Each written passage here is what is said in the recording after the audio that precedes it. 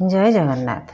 आसतु tarot card माध्यम जानिबा 2024 मसीहा जून मास केमिति रहिबो बिछा राशि व्यक्तिंकर दिन कौन रहिबो फलाफल मु संक्षेप रे कहिबी। मासटीर फलाफल मु संक्षेप रे बहुत संक्षेप रे कहिबी। वर्तमान देखिबा एबे परिस्थिति केमिति अछि बिछा राशि व्यक्ति मानकर। जय जगन्नाथ। जय जगन्नाथ। किछि 3, 6 नंबर आसुची। वर्तमान कार्ड को देखिले कह जाई परिबो कि किछि काम को आपण फ्री है कि आगो बढ़िया को चेष्टा करूछंती, जेमति डबल करबा को चेष्टा करूछंती, बहु गुणा करबा में चेष्टा करूछंती। किछि खुशी जो थरे आपण को सेथे खुशी मिलिबो, जेमति भाई भौणी मानक संगरे आपणकर खुशी शेयर करिवे, सेमिति गोटे किछि खुशी आगो को बढ़िया पे चेष्टा करूछंती। बड़ धरणर किछि घटना जेमिति आपण सब किछि करबा को भी रेडी अछंती, एमिति गोटे खुशी आपण हाथ मुठा को आनिबा को चाहुछंती। आपण को पारु पर्यंत चेष्टा करूछंती। होय त आपणकर बाल्य बंधु को संगरे किछि खुशी शेयर करूछंती, किंबा आपण को बड़ भाई भौणी संगरे सेमिति किछि घटना को नेकी आपण पूरा समर्पित, जहा को कहंती समर्पित, सेमिति अवस्था रे आपण काम करूछंती। खुशी खबर तो निश्चित भाव में अच्छी आपण पई। पैसा पत्र को नेकी हो, घरे किछि उत्सव हो, एमिति किछि घटना देखिबा मासटी केमिति कटिबो। जय जगन्नाथ। बिछा राशि केमिति रहिबो, बिछा राशि केमिति रहिबो जून मास। जय जगन्नाथ। बिछा राशि जून मास।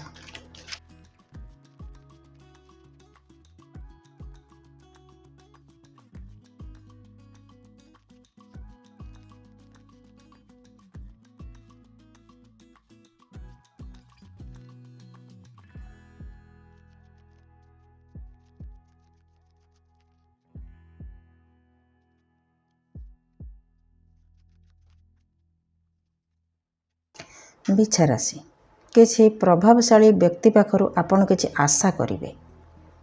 मन करंतु आपणकर बॉस किंबा आपणकर केही गुरुजन जहा को आपण बहुत मानंती, तांको ठारू किछि आपण आशा करिवे। जदि परिवार भितरे आपणकर किछि कोर्ट कचेरी मामला थाए, असुविधा थाए, ताले सेथिरे आपण बुद्धि विचारी की काम करिवे। परिवार भितरे जदि विशृंखला देखा देई थाए, आपण जने जेमिति वयस्क व्यक्ति सबु कथा को बुझी सुझी की विचार करके सबु कथा को समाधान करि पारे, सेमिति समाधान आपण करिवे। कोनोसी प्रकार अशांति आपण करई देबे नाही। परिवार भितरे आपणकर शांति श्रृंखला रहिबो। समस्त मन को बुझिबे। जदि केही दुख कला, कोनोसी कोन पई से दुख कला, कोन तार असुविधा हला, आपण सबु प्रकार व्यवस्था करिवे, जो थरे कि केही अशांति हेबेनी। जदि आपणकर जॉइंट फैमिली, जदि आपण एकुटिया रहउथांती, ताल आपणक पई किछि खुशी खबर, जे अविवाहित अछंती तांको पई किछि विवाहर प्रस्ताव आसी पारे। भल भल प्रस्ताव, भल खानदान रे बाहागर होई पारे। जदि बाहागर हुए ताल भल खानदान रे बाहागर होई पारे। ता छडा आ गोटे प्लस पॉइंट होउछि ईश्वर आपणक कथा सुनुछथि। जदि किछि देह आपणकर असुस्थ थाए, सेथि पई ट्रीटमेंट आपणको मिलिबो। जो ट्रीटमेंट आपणको आवश्यक सेमिति व्यक्ति किंबा आपणको सेमिति सहाय्य मिलिबो, जो थरे कि आपण ठीक हेबे। ईश्वर आपण कथा ठीक भल भाव रे बुझुचंती, आपणको ठीक रास्ता रे नै जिवे ठीक समय रे। डिवाइन टाइमिंग न होला पर्यंत आपण किछि भी आगो को जाई परिबे नाही। तेनु आमे समस्ते समय रे बंधा, से समय आसीबा को अपेक्षा करिबा को पड़िबो। सेमिति किछि समय आपण पई आसुची, किछि आपण को मिलिबो खुशी खबर। हेले आपण जहा को करिबा पई सक्सेस पाइबा पई प्रयास जारी रखिछंती, जो खुशी रे आपण अछंती जे मते एई भलिया कले मते किछि मिलि जिवो कि खुशी मिलिबो, 2 ଗୁଣା 3 ଗୁଣା ମୋର ଲାଭ ହେବ କି ଖୁସି ମିଳିବ, ଏଇ ଯେଉଁ ଖୁସି ପାଇଁ ଆପଣ ଯେଉଁ ପ୍ରୟାସ କରିଛନ୍ତି ସେଇଟା ଅଳ୍ପ ବହୁତ ଆପଣଙ୍କର ପୂରଣ ହୋଇପାରେ। ତା ଛଡ଼ା ଆପଣଙ୍କୁ କୁହାଯାଉଛି ଯାହା କରିବେ ବୁଦ୍ଧି ବିଚାରିକି କାମ କରିବେ। କିଛି ଭୁଲ ଭାଲ କାମ ନ କରିବା ପାଇଁ ସତର୍କ ରହିବେ। ନିଜକୁ ଆପଣ କଥାବାର୍ତ୍ତା ଶୈଳୀ ଯେମିତି ଫୋପାଡ଼ିଲା ଭଳିଆ ବେଳେବେଳେ କଥା କହନ୍ତି, ସେମିତି ଆପଣଙ୍କର କଥା କହିବାର ଶୈଳୀ ରହିବ। ତଥାପି ଆପଣ ସମସ୍ତଙ୍କ ମନ କଥା ବୁଝିବେ। ପରିବାର ଭିତରେ ଯଦି ବୟସ୍କ ବ୍ୟକ୍ତି କେହି ଥାଆନ୍ତି, ପିଲା ବି ଥାଆନ୍ତି, ତାଙ୍କୁ ତାଙ୍କର ସେବା ଯତ୍ନ କରିବା ଆପଣଙ୍କ ପାଇଁ କର୍ତ୍ତବ୍ୟ ହୋଇପାରେ। ତା ଛଡ଼ା ଯଦି ବୟସ୍କ ବ୍ୟକ୍ତି ଅଛନ୍ତି ତାଙ୍କର ଆଶୀର୍ବାଦ ନେବା ଆପଣଙ୍କ ପାଇଁ ଭଲ ରହିବ, ଯେଉଁଥିରେ କି ଈଶ୍ୱର ଆପଣଙ୍କର ଲକ୍ଷ୍ୟ ପୂରଣ କରିବାରେ ସାହାଯ୍ୟ କରିବେ। ଈଶ୍ୱରଙ୍କର ଆଶୀର୍ବାଦ ଆପଣଙ୍କ ଉପରେ ରହିବ ଯଦି ଆପଣ ଏମିତି କରନ୍ତି। ପ୍ରଭାବଶାଳୀ ବ୍ୟକ୍ତିଙ୍କ ପାଖରୁ ଆପଣଙ୍କୁ କିଛି ସୁବିଧା ସୁଯୋଗ ମିଳିଯାଇପାରେ ପଇସା ଇନକମ୍କୁ ନେଇକି। ହଁ, ବେଳେବେଳେ ଆପଣ ନ ବୁଝି ନ ସୁଝିକି ବିନା କାରଣରେ ପରିଶ୍ରମ କରିବେ, ଅଯଥାରେ ଯୁକ୍ତି କରିବେ, ଝଗଡ଼ା କରିବେ, ବଳ ସାରିବେ, ଏମିତି ବି ବେଳେବେଳେ କରିପାରନ୍ତି ଯେଉଁଟାକି କିଛି କାମକୁ ଆସିବନି।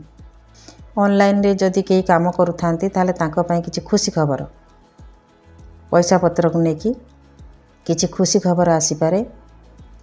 ଜୟ ଜଗନ୍ନାଥ। ଦେଖିବା ଆଉ କ'ଣ ମେସେଜ୍ ରହିଲା। ଆପଣଙ୍କୁ ଯେମିତି ଈଶ୍ୱର ବରଦାନ ଦେଇଛନ୍ତି କି ଆପଣ ଅନ୍ୟମାନଙ୍କର ସେବା ଯତ୍ନ କରିବେ, ଅନ୍ୟର ମନ କଥା ବୁଝିବେ, ଅନ୍ୟମାନଙ୍କ ପାଇଁ କାମ କରିବେ, ଏମିତି ଆପଣଙ୍କୁ ଅନୁଭବ ଏମିତି ହୋଇପାରେ ଯେ ମୁଁ ଏଇଥିପାଇଁ ହିଁ ଜନ୍ମ ହେଇଛି। ପଇସା ପତ୍ରକୁ ନେଇକି ବହୁତ ଯତ୍ନବାନ ବି ରହିବେ।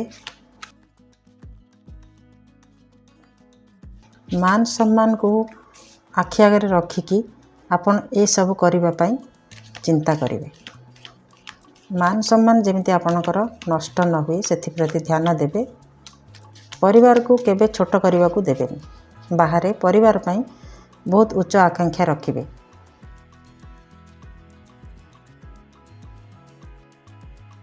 ଘରେ କିଛି ଛୋଟ ମୋଟ ପୂଜାପାଠ ବି ହୋଇପାରେ। ଘର ସମ୍ବନ୍ଧୀୟ କିଛି ଖୁସି ଖବର, କେହି ଘର କିଣିବା ଯୋଜନା କରିପାରନ୍ତି କିମ୍ବା ଘର ପୂଜା ହୋଇପାରେ। ବେଳେବେଳେ ଆପଣ ଏକୁଟିଆ ରହିବାକୁ ଭଲ ପାଇବେ ଆଉ ନ୍ୟାୟପୂର୍ଣ୍ଣ ବାତାବରଣରେ ଆପଣଙ୍କୁ ଶାନ୍ତି ଲାଗିବ, ଯେଉଁଠି ଅନ୍ୟାୟକୁ ଆପଣ ବରଦାସ୍ତ କରିବେ ନାହିଁ। କୌଣସି ପ୍ରକାର ଅନ୍ୟାୟକୁ ଆପଣ ବରଦାସ୍ତ କରିବେ ନାହିଁ। କେଉଁଠିକି ଯାତ୍ରା କରିବାକୁ ପଡ଼ିପାରେ। ଜୟ ଜଗନ୍ନାଥ।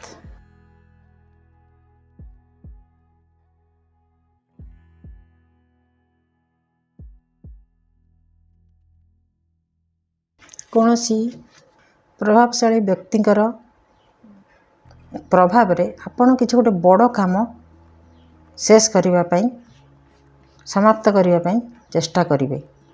ତା ଛଡ଼ା ଆପଣଙ୍କର ବାଲ୍ୟ ବନ୍ଧୁ କାହାର ଘର ପୂଜା ହୋଇପାରେ, ଆପଣ ସେଠି ଯୋଗ ଦେବାର ସମ୍ଭାବନା ଅଛି।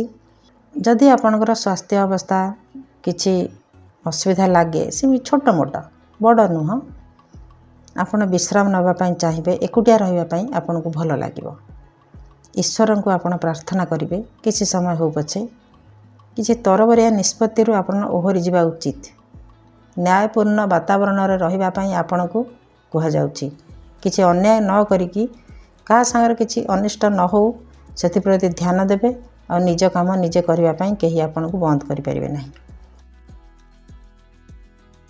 ବହୁତ ପ୍ରକାର ଅପରଚ୍ୟୁନିଟି ଆପଣ ହାତକୁ ଆସିବ, କିନ୍ତୁ ଆପଣ ସେ ସବୁଗୁଡ଼ିକ ପୂରଣ କରିବେ ସେମିତି କିଛି ମାନେ ନାହିଁ। କିଛି ତ ହେଲେ ଆପଣ ପୁରା କରିକି ଏ ମାସରେ ଦେଖେଇବେ। ଇଏ ରହିଲା ବିଛା ରାଶି ପାଇଁ ଜୁନ୍ ମାସର ଫଳାଫଳ। ଜଗନ୍ନାଥ ମଙ୍ଗଳ କରନ୍ତୁ, ମାସଟି ଶୁଭମୟ ହେଉ। ଜୟ ଜଗନ୍ନାଥ।